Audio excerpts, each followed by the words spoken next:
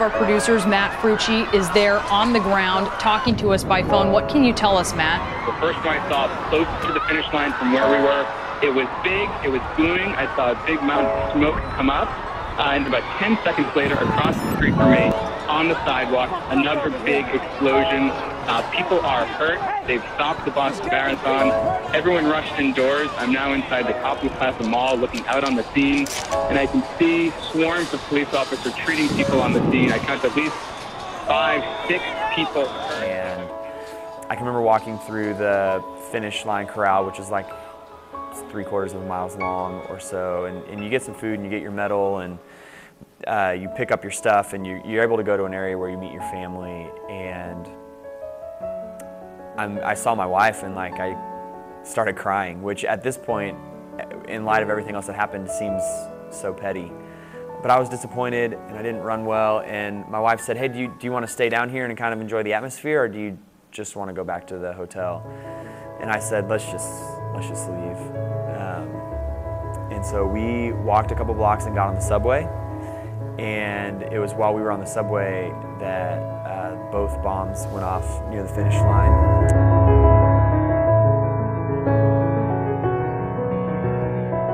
The first time I met Tim was first I ever went to a cross-country practice. It was in the morning one summer, and it was raining, and so we couldn't go outside because there was a storm. So we all got on treadmills, and I remember Tim, all the other guys bumped it up all the way to the max speed. So I tried to do that to just, be with them, fit in, and it was rough for sure.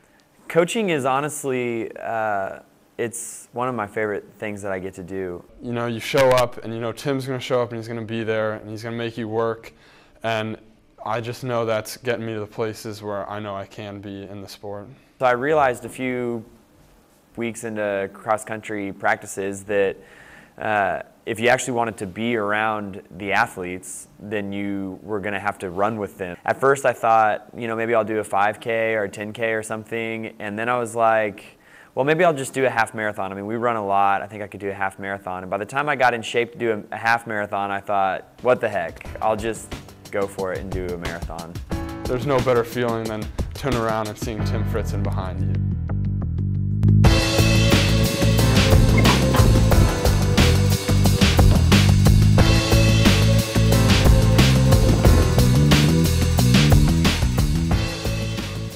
I was fortunate enough to qualify for Boston on my first try at that marathon in Dallas. I got cell phone service, and we had a lot of text messages that were, "Are you guys okay? Were you near the finish line?" And I literally had to use like Twitter to figure out exactly what had happened, that there had been a couple of explosions at the finish line. And so thankfully we were away from the city. My wife was there, I had a couple of friends there, and I was just so glad that we weren't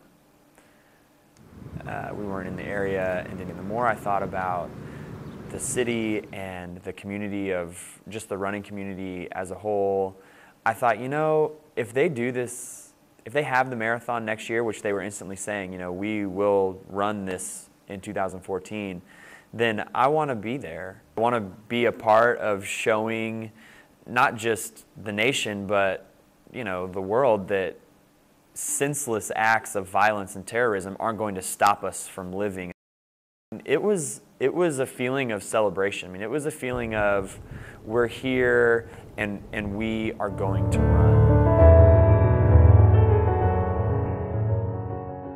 He is my best friend's older brother, and my best friend Ryan and Chad kind of became like brothers that I didn't have.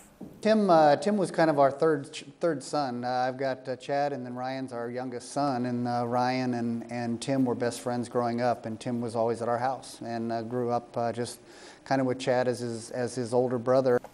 Running is something that over the last 4 years, he and I have shared a passion for. And when he and his wife moved back to Kansas City, I mean, Chad and I have always been friends, but it kind of instantly re-galvanized our relationship, if you will.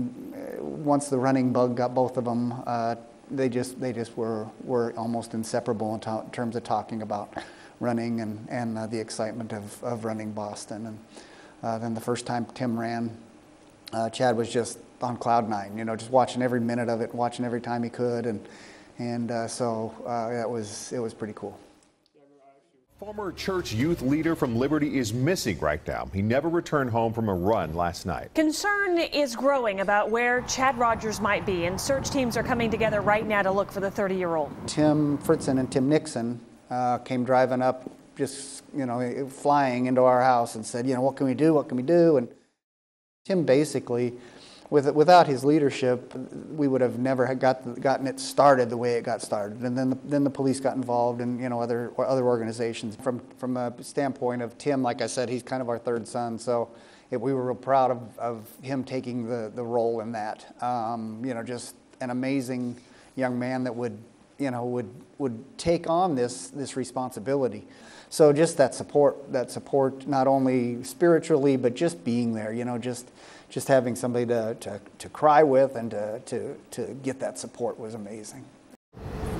It is the outcome no one wanted. The family of Chad Rogers says police have found his body. He'd been missing since Monday night when he went for a nighttime run and never came home.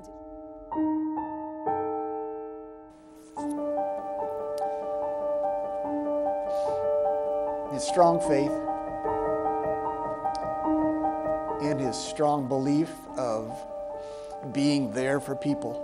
I think that was his biggest gift, is recognizing that others need your time.